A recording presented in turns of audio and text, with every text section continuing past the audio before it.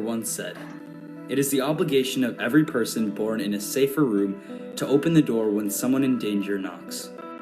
For eons, conflict has rendered millions of people homeless and hopeless, drifters in a world unable or unwilling to support them.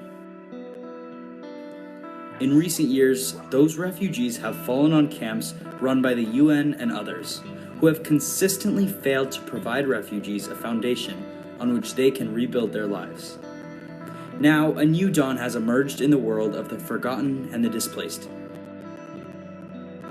The dawn tent is not just a tent, it is also a battery, a shield from the elements, and a collective hearth on which those in need can build sustainable communities.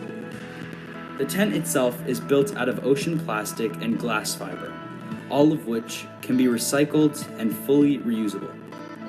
Woven into the fabric is the power layer, or in other words, two sheets of semi-rigid glass fiber, which serve as an electrode for massive ion batteries, which is the tent itself.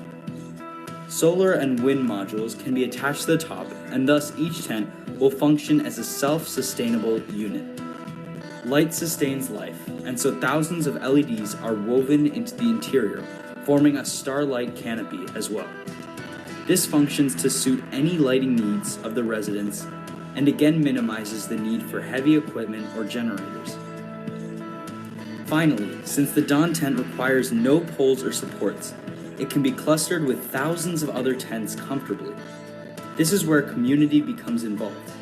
Since once enough tents are connected, a dawn tent camp becomes a power station and grid, not only supporting itself from tent to tent, but also providing local communities with power for a more equitable exchange. The world wants to forget refugees and their struggle. It's easier to say they'll figure it out, or that doesn't affect me. But when it comes down to it, anyone could become a refugee at any given moment. And when your world comes crashing down around you, you'll need a solid foundation to rebuild it. Dawn Tent is not only a new dawn for refugees, but if built, would signal a change in the way we treat those most in need.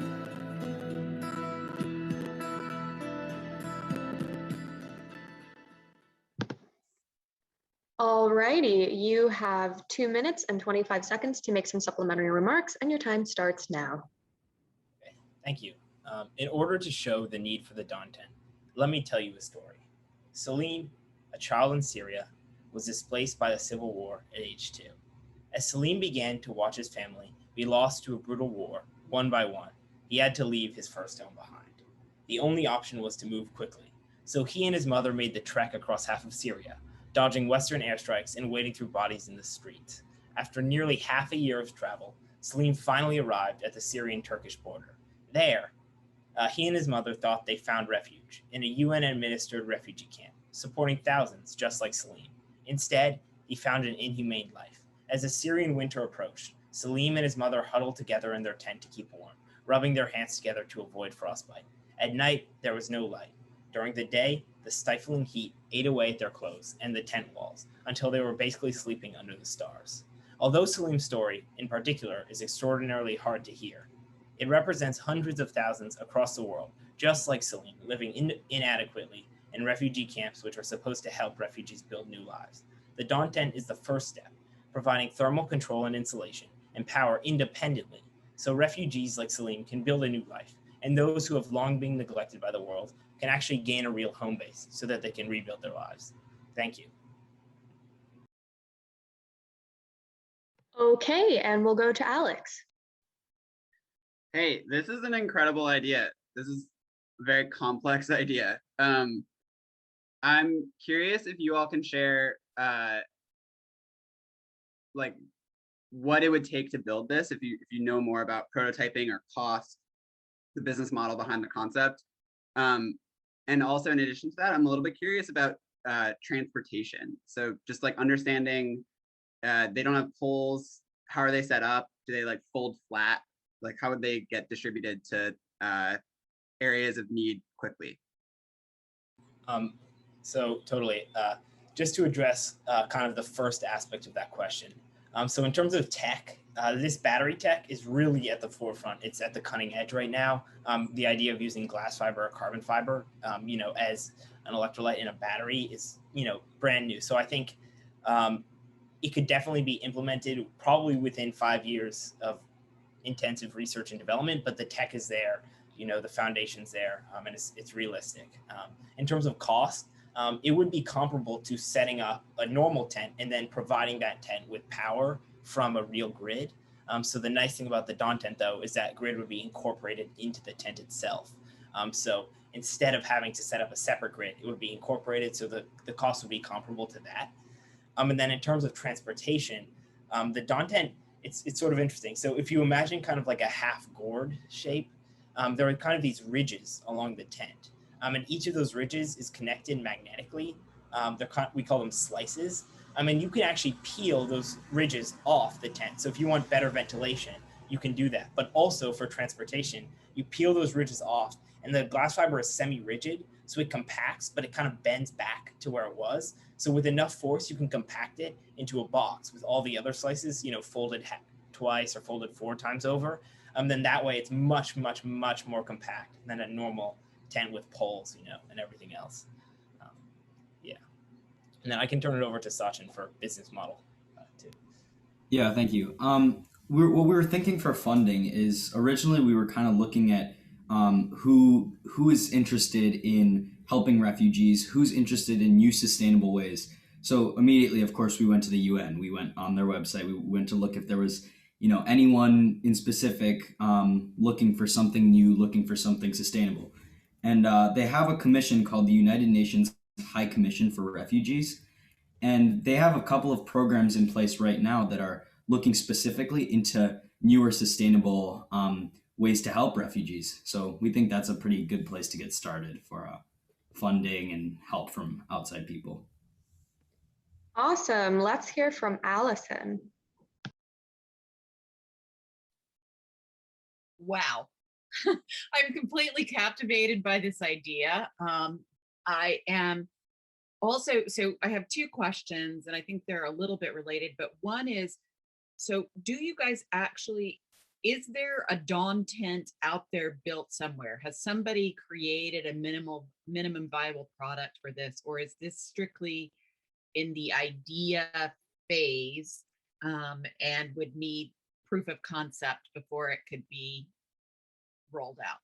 And then if I could have a follow-up question after you answer that one, I would be grateful. Yeah, so in terms of proof of concept itself, originally we had this idea for the glass fiber battery from a ton of research that was actually being done in the automotive space, specifically by companies that make like performance cars and supercars, looking to like build a carbon fiber car body, but it's an electric car, so the body itself would function as a structure. So there's been a ton of research into that recently, and they have built working prototypes of that. So there is proof of concept of that tech, but of the tent itself, there isn't a specific working prototype yet. But we think that would be very feasible to build in the near future, as proof of concept further. Okay, and then so my follow-up question is,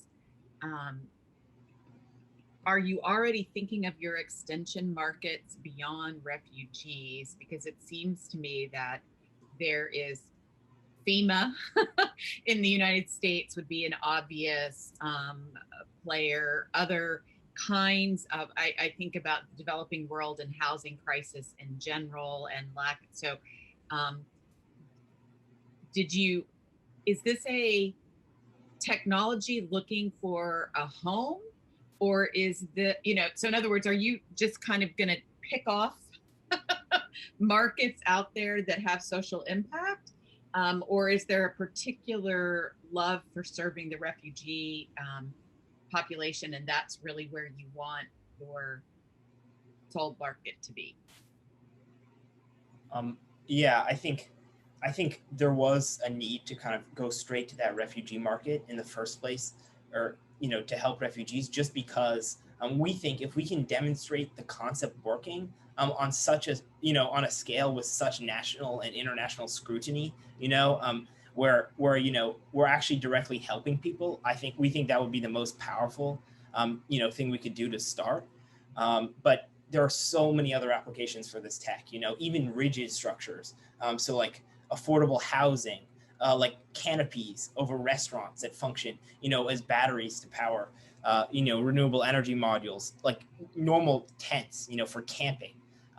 There are so many other applications, FEMA, everything. So we think just refugees would be a great place to go to start to really demonstrate the tech and, really help people. And then there are so many other opportunities beyond that, in pretty much every space. Awesome. Let's hear from Masami. Yeah, well, this is a really great idea, and I particularly love the kind of how it all builds. It's so holistic around building a community in a sustainable way for people that really need it. And I was actually wondering if you could speak more on clarifying the business model. So if you're going to the UN for funding, will they also be kind of the consumers who purchase the tent and then disseminate it to the refugees in need? Or is it going to be an effort where you work with the UN to make the tents, and then it's kind of a program that just offers them? So it's less of a for-profit organization and more kind of a nonprofit.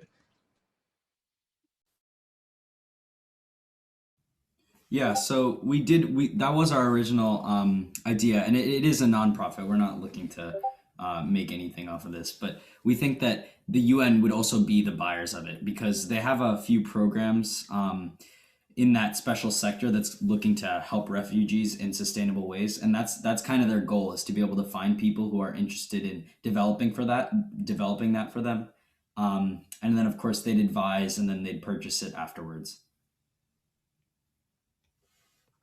Great. And in our last 30 seconds, let's quickly hear from Mikey. So amazing presentation, guys. I study renewable energy in college, and this is like projects that like I would have to tackle. So I tip my hat to you guys. So I have a bit of a hard question, and it's okay if you don't know it.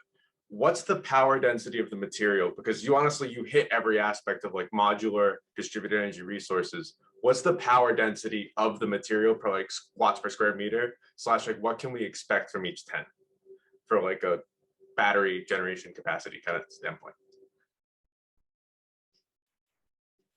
I know that's a really hard question, so it's okay if you don't know that. But you guys, honestly, you just did such a good job. That's the only question I have. Oh, totally. I think it's a great question, and it's pretty pertinent. Without knowing a specific power density number, I can totally get back to you on that. We did a ton of research into where they're looking, right now, in other studies that have been done. And it looks like with the full surface area of the tent incorporated, the battery would be able to power a tent with all the lights on, full blast. These are really efficient LEDs for at least a full night after a full day of charging with a solar or wind module. So it would be kind of a cycle that would, during the day, maybe you'd get solar energy, and then during the night, the batteries would be able to sustain that tent. But that being said, also wind power could function throughout the night. And basically the goal for each tent would be roughly 12 hours of sustained power delivery from the battery without any source of charge. But I can get back. All right. Thank you.